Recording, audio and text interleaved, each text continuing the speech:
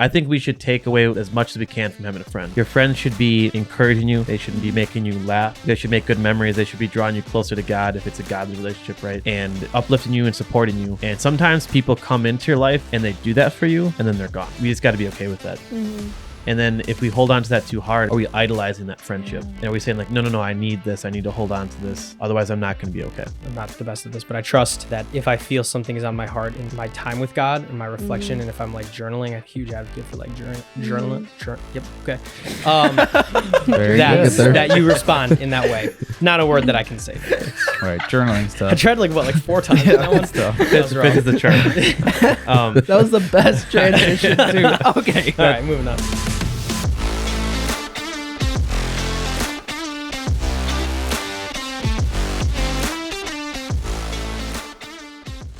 Hello and welcome back to another 0.5 episode of the Campfire Council podcast.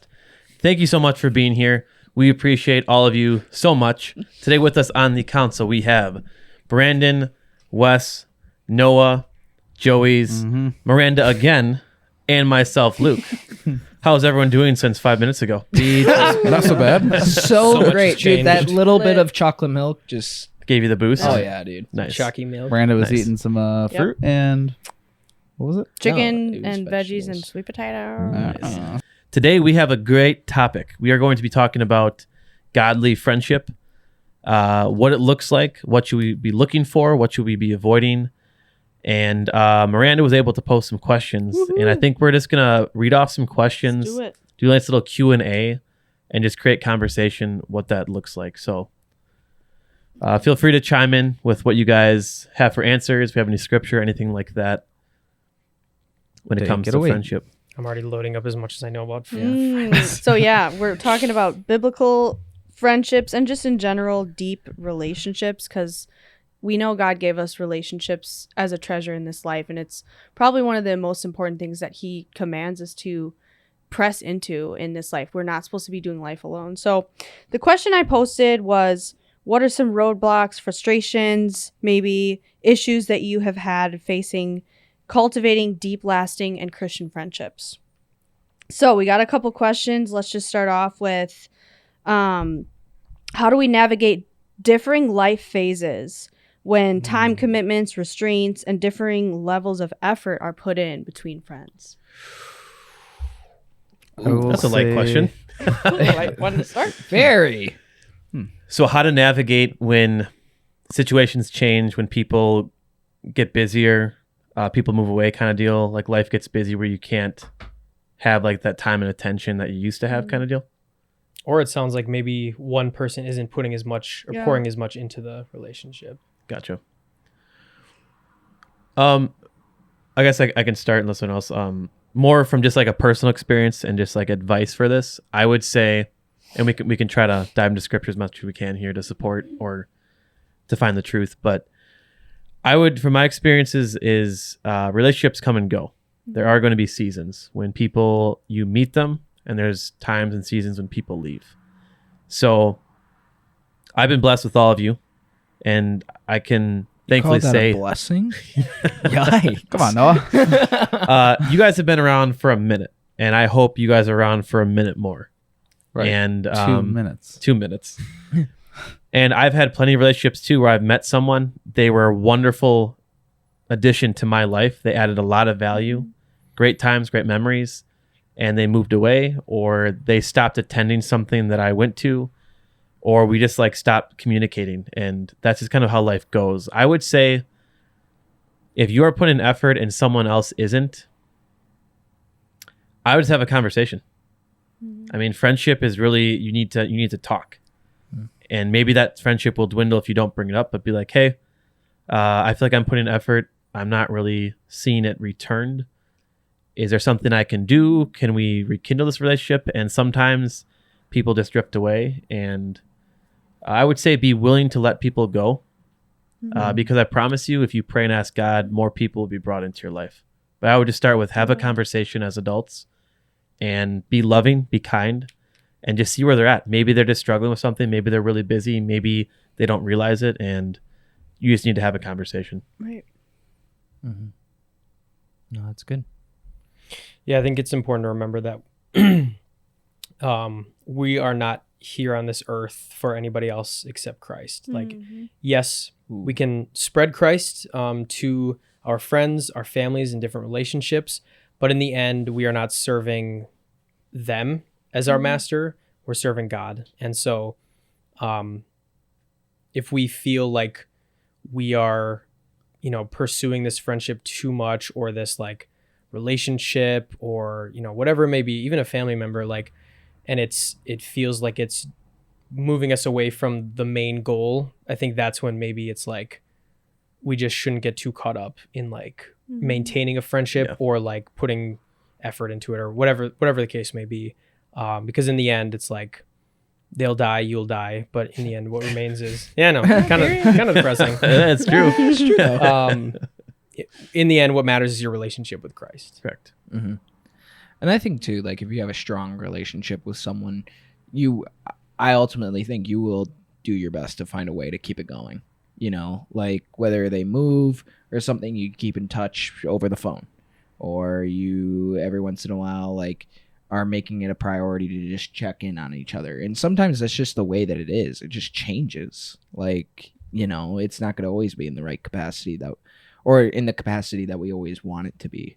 Right. And I think that's the cool thing though about being able to interact with people in this life is the differences in like the relationships that you may have with each other. I think it's ultimate, like, it's cool. It's cool. Like, there's several people that I can think of like, I'm really, really, really close to. And there's other people that I don't really connect with that often, but we're still friends. We still call each other friends. We still, make it a priority every once in a while to see each other. It's not maybe always the most ideal, but it's just, it's the season, Yeah, season is a big thing. Like, I was just reflecting on this today and getting even like a little emotional thinking about like people that were in my life in one season and just such an integral role they played and we played in one another's life. And that season is no longer, but I look back with gratitude for all that God did in both of us. And I'm like, thank you, God. I'm not like sad that they're not in my life in that way anymore, but I'm excited to see who he has next for me in this season. And I think we don't have to like mourn the loss necessarily. Even if it was like a friendship breakup, because those suck really bad. But like sometimes those are the worst. Sometimes those are the worst, but sometimes those are also the greatest blessing because it's an open door for something else that maybe you wouldn't have had the capacity for prior. So I just, a lot of like reflection on that. So just know that like seasons change, and that's like God's word for everything. There's a season. Yeah. And I 100% agree with you said, because you could be putting all this time and effort into someone that really just isn't on the same page, and which it's not a bad thing. Like if they're just not willing to put effort into that relationship, like that's on them. But you could be putting this energy and time here when God's like, but let's just let that go because I have someone else that can really pour into your life that's just kind of waiting around the corner. Just let it go. Like that person, I think we should take away as much as we can from having a friend. Like your friends should be encouraging you. They shouldn't be making you laugh. You guys should make good memories. They should be drawing you closer to God if it's a godly relationship, right? And uplifting you and supporting you. And sometimes people come into your life and they do that for you and then they're gone. And I think we just got to be okay with that. And then if we hold on to that too hard, are we idolizing that friendship? And are we saying like, no, I need this. I need to hold on to this. Otherwise I'm not going to be okay. Because it's easy to idolize people. We always think of idols as like money or possessions, but like for me, I would say I idolize people more than anything because I love my relationships. Like I love my people so hard. But like Brandon's point, the only reason we're on this earth is to know Christ and make him known. And obviously relationships are a very important part of that, but they're secondary to our mission. Yeah, 100%. Do you want to move on to the second question? So then we got a few to get through here. Let's do it. Ooh, navigating friendships with non-believers. How do we navigate? Should we have non-believing friendships? And what's the boundary of that? Yes. Good answer. Okay. Second, yes. What's the boundary on that? Boundary is when it gets to a point where they're starting to have you drift away from your followership of Christ, and or they're pushing you to become less like Christ.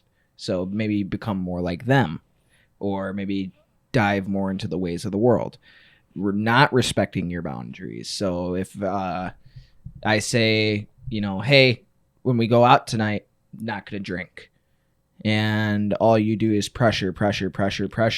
You maybe even say, hey, I'm not going to be your friend unless you have this drink with me, blah, blah, blah. Probably not the greatest idea. Or you guys consistently go out for drinks. Your non-believing friend, or even your believing friend, potentially, gets drunk every single time. And you're now the responsible one to take care of them every single time. Is that necessarily a benefit? Is that necessarily a friendship? I don't know. How do you guys know when to walk away though? Because it's like we don't want to just give up on them, Yeah. right? Correct. Like obviously, yes, life happens, and you grow apart, but it's like kind of like I was saying before of like how we plant the seeds and then you don't know what can come from those seeds. But how do we know when to like actually take a step back and like? I think it's written on away? our hearts a lot of the times. I think maybe it takes time to get there. Sure. But I think in reflection, I think God does write it on our hearts that like maybe this is, the end of this friendship and it's time to move on, and doing that in the most loving way that you can. But just kind of, I don't know. I just believe that a lot of times we just know it in our consciousness, or like we feel it in our heart, or however you want to describe it. And like, that's when you just got to like respond and listen. But leading up to that point could be difficult to kind of like quantify that, because it's like friendships can kind of like be weird too. It's like you may disagree with someone for like one season and then in another like agree with them again, or whatever. So it's kind of hard to like navigate that sometimes. But I just trust most of the time. I'm not the best at this, but I trust that if I feel something is on my heart in like my time with God or my reflection, and if I'm like journaling, I'm a huge advocate for like journaling. Yep. Okay. That you respond in that way. It's not a word that I can say. Right, journaling I stuff. tried like 4 times. That one stuff. That was wrong. Fifth is the chart. That was the best transition too. Okay. All right, moving on. So for me, I'm gonna 100% say yes. I'm not gonna say we should. I'm going to say we need to have friends that are not followers of Christ. I would say if you are a true believer, you call yourself a Christian, you should be having friends that are outside of the Christian belief. Yeah. We're gonna take a step back here, though. I would say, typically, to say your core friends are about 5 people. Look at this: 1, 2, 3, 4, 5. Oh wow, look at that! Oh, That's right. crazy. So the question is, who do you spend the majority of your time with? Right. I would say I would really be careful and select your friends wisely. Like, who is pouring into your life? Who do you want to be most like? I think that's an important question. So I believe as Christians, I think that core 5 would probably be wise to have good, strong believers, or those that are there to encourage you, to uplift you, to challenge you. Yeah. And then from there, I think it's appropriate and fine to have friends that don't quite have the same beliefs, don't quite have the same morals. And we need to make those friends. We need to be there to spread the love of Jesus, because if not us, who? But one thing we need to be careful about is I have 1 Corinthians 15:33, and it says, do not be dismayed or misled. Bad company corrupts good character. So once again, it's like, who do you want to be like? So we just need to be careful and check ourselves when we do spend time with these people. Are we indulging in the world, or are we just there to show the love of God? So when we start to bear bad fruit, why is that? Who are we hanging out with? Who are we spending our time with? I'm not saying that people who are not followers of Christ, that we're not putting them down. We love them. Christ loves them just the same as he loves us. But we just need to be careful, because when we we spend time with people, it starts to rub off on us. So draw that boundary. Like, I've realized over the years that when I have a question or a big decision to make, a lot of times I'm probably going to like one of you guys or someone in Bible study or like my parents. It's like these people I trust, they love God, they believe in him, because they can give me that perspective. And there's other things I go to advice for friends too, if they specialize in something or they've had experience. But we just need to be careful that we ask the right questions with people who relate with us that are equally yoked. And we just got to draw that line, you know, learn how to love them, but learn how to not overindulge and not pick up on like bad habits. You know, once again, Jesus sat and ate with the tax collectors and the prostitutes. The Pharisees and the teachers looked down on him, but Christ, what was he doing? He was showing love. And if not him, no one else was. And he was showing like, I don't have to indulge in what they're doing. I don't have to practice their ways, but I do need to love them. Yeah. And how are you going to love them? Spending time with them, breaking bread with them, talking with them, being in community with them. So I think having non-believing friends or those who are like agnostic, it's kind of like a fun challenge to me. You feel the same way? Yeah, I do. It's just kind of like, how can I sneak this in here, or like, how should I approach this conversation that I feel God is leading me towards? And like, because like if I said something about the Bible with you guys, assuming that it wasn't just like totally off, you guys would be like, oh yeah, for sure. But like with somebody else, it's kind of like, okay, I have to be very careful with the way that I approach this, and like make sure that like I'm being a light, and like, but how can I do that in a way that best suits their needs, as we're asked to do. Yeah. It's fun to pick their brains too. Like, how do you approach this issue? Like, I come from a biblical worldview, but if someone doesn't, like, how are you seeing this through my lens is going to be totally different. So then it helps me articulate my faith better because I'm not using these churchy words that I would with all you guys. So I feel like it just really helps when I have those conversations with the non-believers to just like, okay, wow, I really need to know how to explain my faith and what I truly know and believe in my heart. And how are you spreading the gospel to someone that is healed when the gospel needs to be going to people that need the healing, right?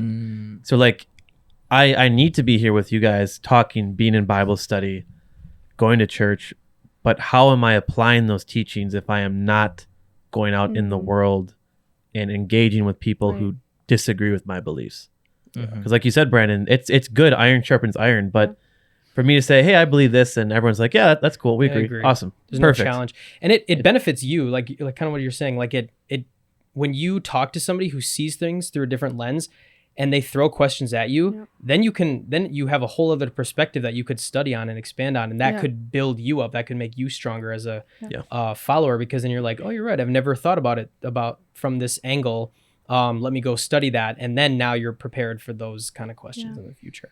Yeah, in this podcast too, we will have guests on that had different beliefs from us, and I welcome that with open arms so much. And we want to have people on, like friends and guests like Miranda, that are on the same page with, which is awesome. We absolutely love that. We need that, but we also want to have people on here that challenge us, that get our brains moving, and it teaches us how to engage, love, learn from their lens, their point of view, and like, oh, it's interesting. I didn't think about you thinking like that. I'm sorry I went through that. Let's talk about it. And I think for the viewers too, like, you need to learn as well. Like, it's good to learn, how can we talk to people that do not agree with us? And it teaches you with friendships as well. So what if, here's a side thought, what if you're in the capacity right now to where you don't have the ability to necessarily be going out and making a ton of new friends all the time? What if, let's say, you're in a job, you're in school, you're doing what you can just to provide for yourself or your family or whatever, and you simply do not have the time or the capacity to where you can be going out and doing that? I think they don't necessarily have to be like friends, you know, like what you consider like a friend. Like I feel like the Great Commission kind of kind of suggests that the people that you're making disciples of would be like non-believers or those kind of like astray. Like I wouldn't say like us having this conversation is like making you a disciple. Maybe it's sharpening you, and like you said, iron sharpens iron. But I wouldn't say it's like making you a disciple, because like you're already a disciple. So I feel like people around, there's always going to be people around you at work, at the store, at anywhere. It kind of comes down to like confidence for sure. And like I think maybe in a season where you're talking about where it's not like super close friends, then maybe that's just a season that God doesn't have you making those like close friendships, and maybe he wants you to be meeting other people who maybe are more like of a surface level acquaintance, or I don't know another term, but there's always going to be someone that we can talk to, and it's just kind of like taking that opportunity to either have conversation directly or just be an expression of Christ through our actions. Awesome. But I don't think every season of our life we're gonna be in a good spot to like make friends who are non-Christians. Yeah, that can be tough. Because as we know, pouring into people, especially with the gospel, takes a lot out of you. Like it's heavy. It takes a lot of energy and time to do that with someone. So And we don't have to quite get into this too, but I'll mention like sometimes when I mention making friends that are non-believers and you are in your faith, but there are going to be times where there's time in my life when I wasn't mature enough in my faith to be engaging with these people in certain environments that maybe would cause you to stumble and fall. So once again, we need to be careful. Never put yourself in a situation or in a friendship that's going to cause you to stumble, to fall, to sin. We need to be smart. We need to think. Be like, oh, maybe I shouldn't be here. Let's still be friends, but let's go to an appropriate place. Let's have an appropriate conversation somewhere where you're going to be okay. It's never good to put yourself in an unhealthy, unsafe situation. So Next question. Next question here.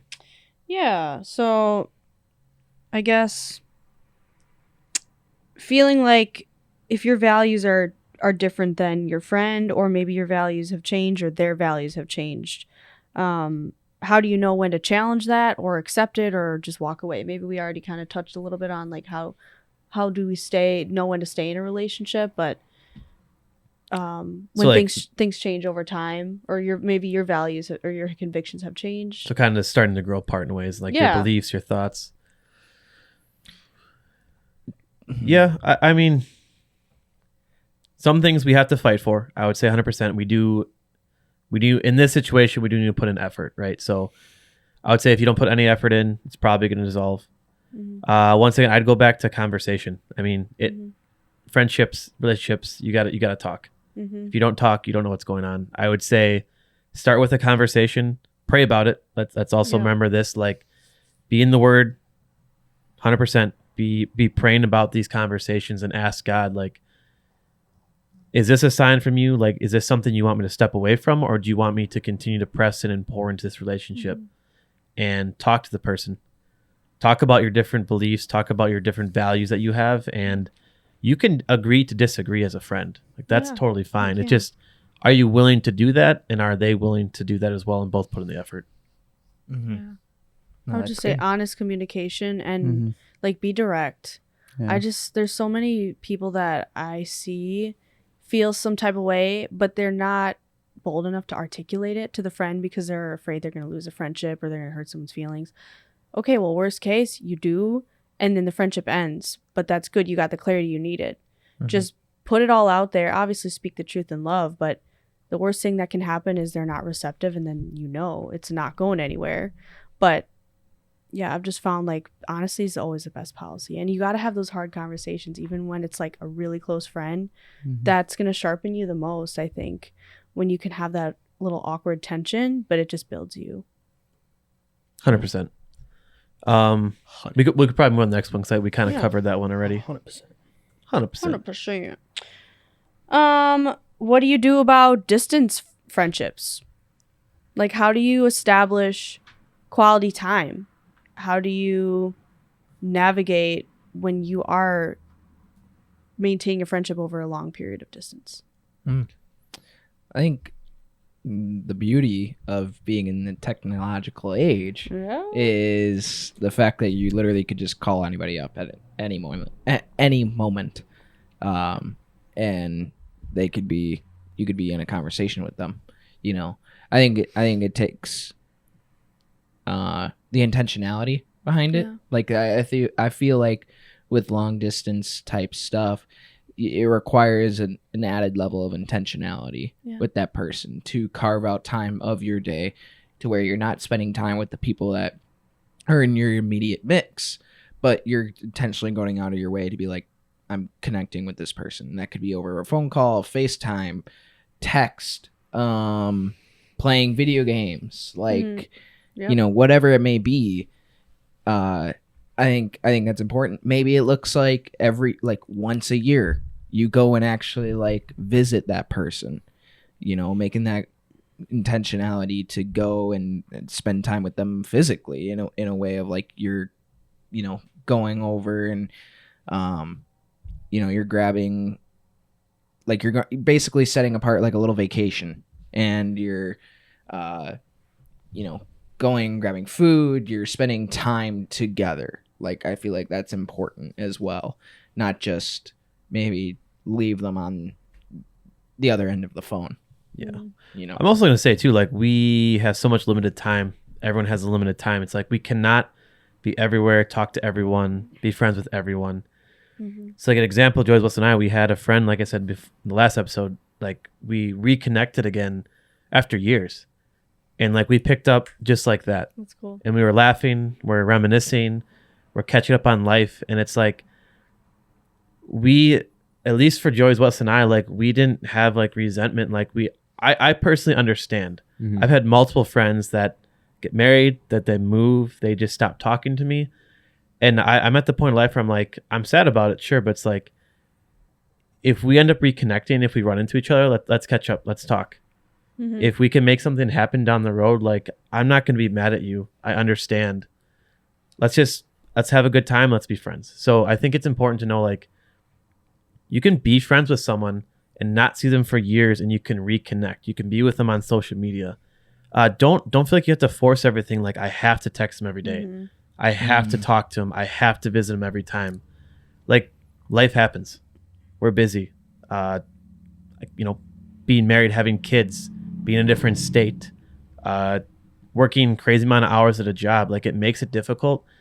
And it's also like we shouldn't expect people to evolve, you know, thinking about us 24/7, always making time for us. So just keep that in mind. Like, if you truly care about that person, be okay with them being disconnected for a little bit. That's how life works sometimes. And if you care, you can pick right back up again. So yeah. Doing life in your own different ways. Yeah, absolutely. Anyone else on that, or we want to go into the next question? I would just say, as far as like long distance stuff, there is going to be a level of initiation on both ends. You're going to have to be that one that's like, okay, I got to text them. Like, we have to actually maybe schedule a FaceTime or something like that, because if you do really care about that person, it's not just going to happen. That's what I've learned, because I have a lot of long distance relationships, because I lived in a different state, and I have friends from so many different things, and they live in different states, and I care about that. And I'm like, I'm willing to go out of my way to put them on the schedule and like get that phone call on. And not everyone's like that, and that's okay. I know I'm like that, and I value that. But like, if that's not something that you're able to do or maintain, just communicate it with that person. So that's my 100%. advice. Yeah. It's very fair. We're on to that next question. We're on to the next one. How do you be truthful in love? Oh, goodness. How do you be truthful in love with a friend? Speak the truth in love to your friend. Yep. I would say, shout out to the last episode. Yep. You have to be able to pull the plank out of your own eye before you pick the speck out of their eye. Yep. And basically that just boils down to humility. I feel a lot of times that was juicy. That's a Did you deep hear one. that Wow. one? Is that your neck? That's my neck. Breaking your neck my over neck. there. Oh, impressive.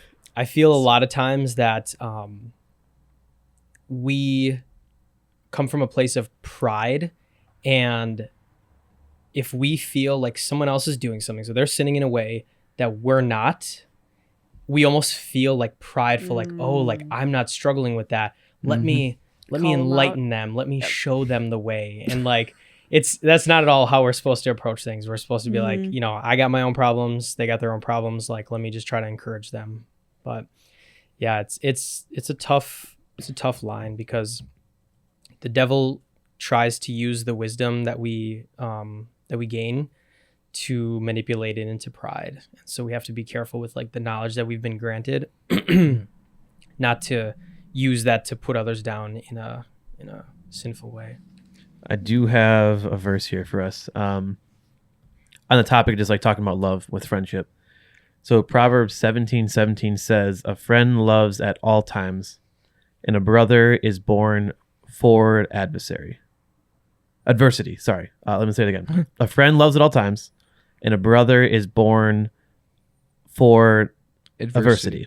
There we go. I was going to say Struggling adversary is a little bit different. So, one, at all times we should be loving, whether they are loving us or not.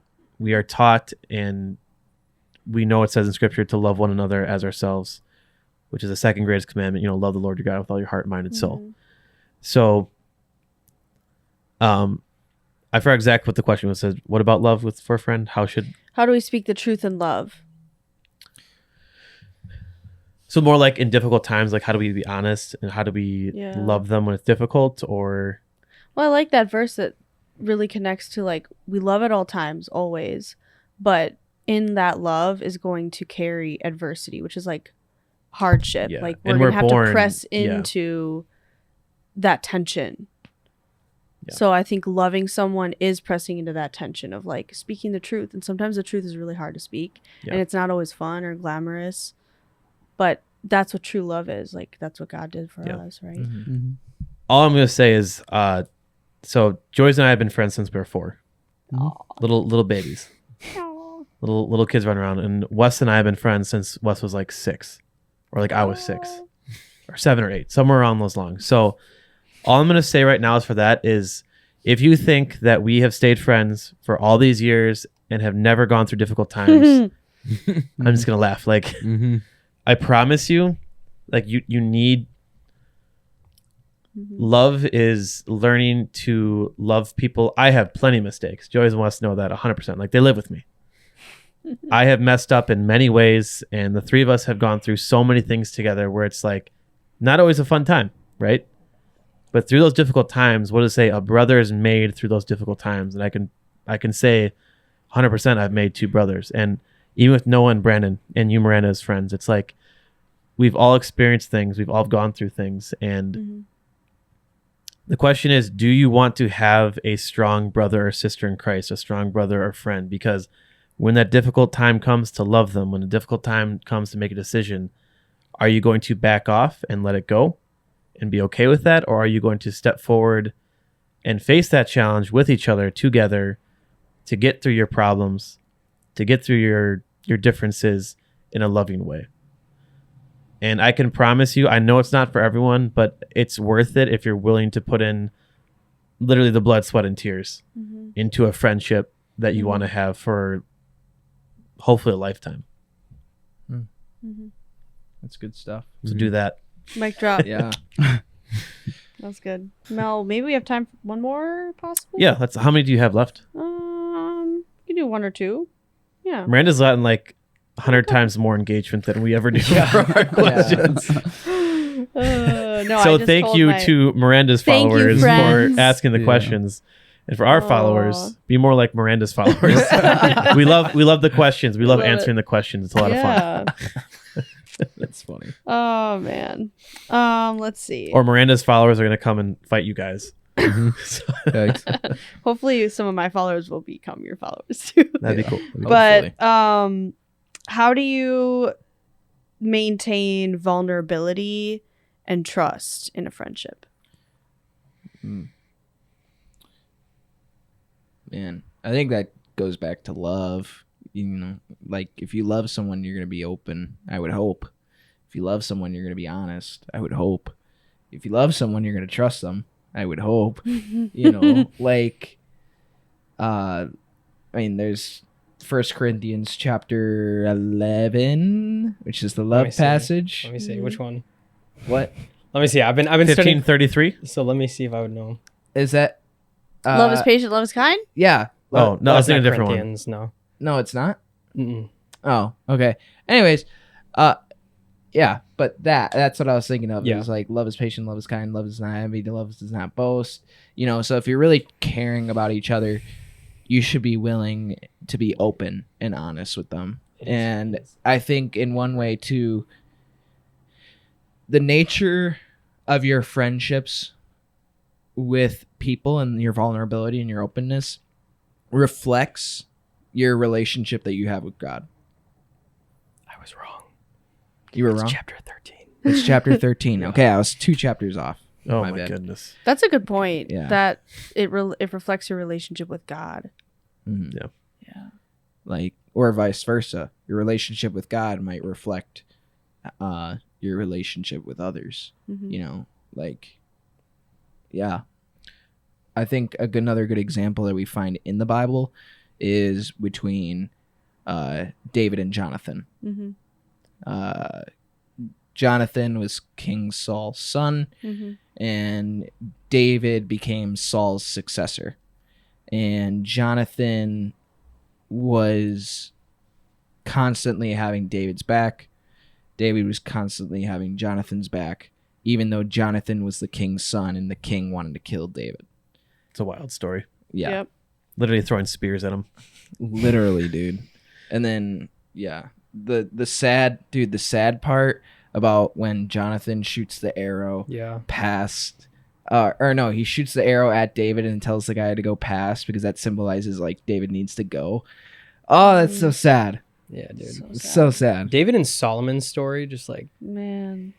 it's like an Yeah. action movie, dude. I'm reading some of the verses right now about like David and Jonathan and Really? how like David loved Jonathan as his own soul.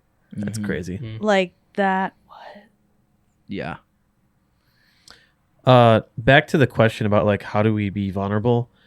My advice is it's going to be probably a safer place to be more vulnerable with someone that's a good, strong, godly friend. I personally am not going to dump all my life problems on someone that doesn't necessarily believe in the same things, just because one, they might not receive it in the way I'd like them to, compared to like you guys, where I come to you guys with like, hey, I'm struggling with X, Y, and Z. I messed up here, or is there something I can fix? And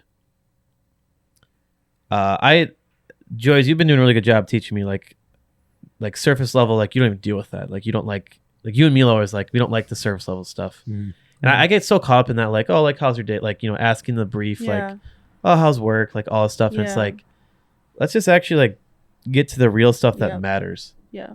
And you learn that friendships develop when you don't just meet someone. It's like, oh, like, how's your dog? Yeah. How'd you do in this grade? It's like, let's like, how are you actually doing? Like what matters in your life right now? Yeah. And you learn that when you do that, they open up more and you learn how to like really grow together as friends. So I would say the first step in how do you be vulnerable is to be vulnerable with your friend.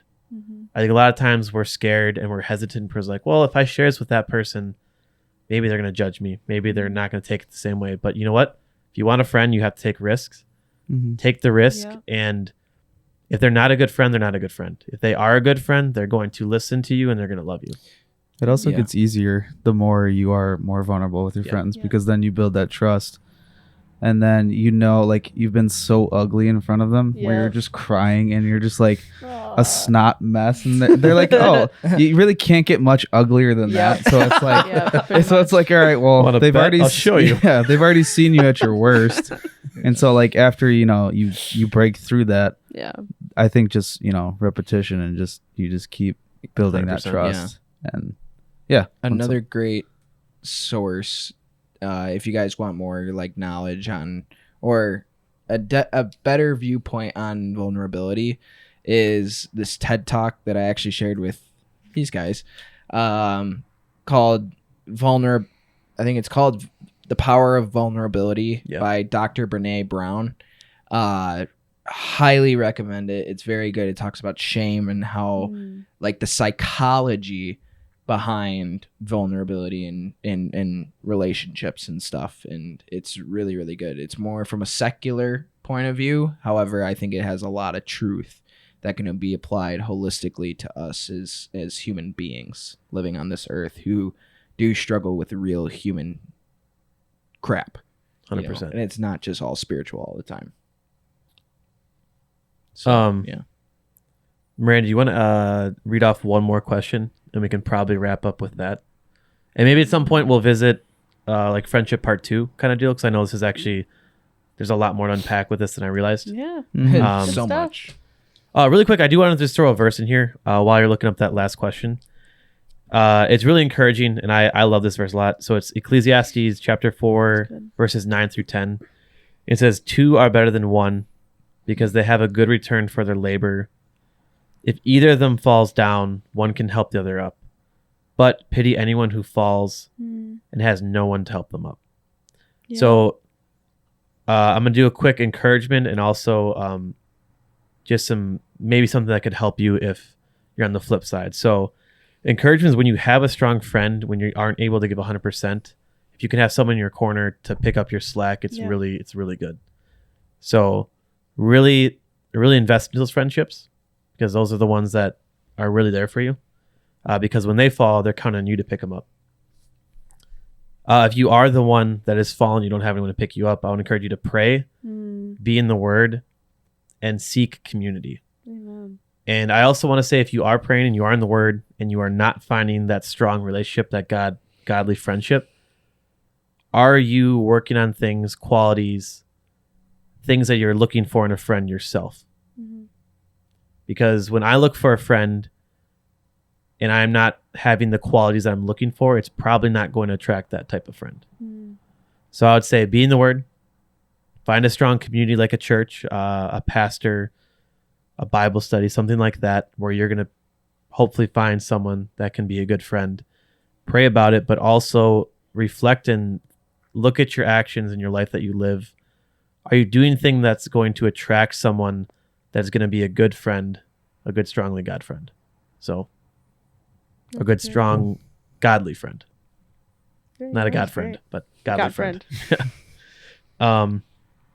Yeah, if you want to go ahead with that. I feel like that was just such a good wrap up. I honestly don't have any more questions, but okay. I feel like that was just such a good like wrap up, and I feel like maybe if anyone else has any parting advice on what you've learned, or like something God has shown you through pressing into friendship and godly friendship, I don't know. I kind of want to hear that. I'm curious.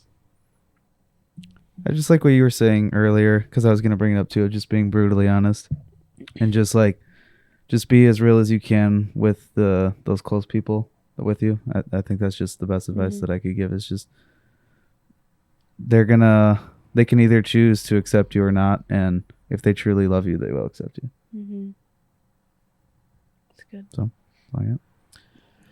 I would say I would not be in the place I am today without you guys and many other friends that I've made along my life, that I've been blessed with here on earth. So friends and community have a huge part into my faith and my journey. And it's not just about friends and community, but God purposely made us to be in community, to have friends. Like he wants to see us laughing. He wants us to make memories with people, to build that brother and sisterhood that we can have. So really don't underestimate friendship. Like really invest into people that are going to be there for you. And be vulnerable, love one another, encourage each other. You know, if you want a good friend, be a good friend. Stop playing all those little games, like grow up, hike up them pants, get out that walking stick, go up that I mountain. was wearing shorts. Hike up them shorts, I don't know if I should. That'd be a little risque. And just be okay with like letting go. Just life happens. You can't control it. Deal with it. I don't know. Deal with it. I'd just say friends are extremely beneficial for your walk with Christ, but they're not essential. Correct. And just be devoted to one another in love Yeah. Must be sincere. So Yeah. Good. Be open to change. Be Mm. open to change. Open in creating friendships. Open in potentially moving on from a friendship. I do have one more thing to say. Oh, I mentioned it before, but it's popped in my head. Then we can kind of wrap it up. Back to the prayer thing. Years ago, Yes, I know where you're going with this. I just remember just being like, Lord, I would really appreciate more strong, godly men and women friends in my life. Mm-hmm. Like, I need that. And this was when I was still yet a baby in my faith, and I still am at times. Mm-hmm. When I was like trying to get back into it, and what do you know? Like, here comes Miranda, and like Randy. it was I'm gonna cry. one answer Yeah, to a feels- prayer that I asked for like a good, strong friendship, and Miranda was one of those people. And maybe if I had not asked for that, or like asked God, like, please provide this, Yeah. like, Brandon, I don't think you'd be here. Yeah. God's See ya. man. Because like Why I me? met, Get 'em like, out. I met you through the Bible study that was started Yeah. through Yeah. Miranda. Like I remember I saw you at Collectivo, or the first time years ago. First time? I think so. After church one Sunday. It might have been in Anna's backyard. I don't know. Mhm. I should probably remember. I don't know. Well, I don't know. But Didn't we, all where do we all go Yeah. after church? And we like, I don't know. we met somewhere. But all I'm gonna say, that's right. Yes. That's also where I met my First wife. watch. Yeah. no, I you think that was should that you should same be day. remembering me, Brandon. I think that might have been. Oh wait, no, never mind. I'm remembering that wrong. But yeah, it was somewhere. But like, I just hope that encourages you. Like, if you do not have that in your life, like ask God, please provide godly Mhm. friends. And I think if you believe, like, he'll provide it. Ask, seek, knock. Ask, seek, and knock. Ask, seek, and knock. Hey. So Literally go on someone's door and knock. be my You should friend. do that. Want to be friends? Yeah. Eat, love, pray. Yeah, boss. Yeah. So we can wrap it up here. Guys, if you are on YouTube, please do us a big favor and press that subscribe Please. button. If you want to have the little bell, click that bell for notifications when we post. Ding. If you are on Apple Podcasts or Spotify, please follow us, leave 5-star reviews. We do have videos now up on Spotify, so you can listen to the video or listen to the audio and or video if you want to. Yeah, just yes, Sown in Strength. Thank you. Miranda's website. If you guys have not heard of Sown in Strength, Miranda runs an amazing Christian brand, clothing brand. Go on her website, sownandstrength.com. We have a code Campfire in all caps for 20% off. Check it out. She has a lot of cool stuff. She puts a lot of work and passion to this. So wear something cool. Wear something that represents Jesus and supports Miranda. She would really appreciate that. We'd appreciate that.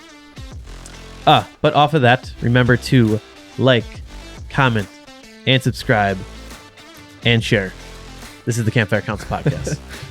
It's just like that. Yeah. Share. Science.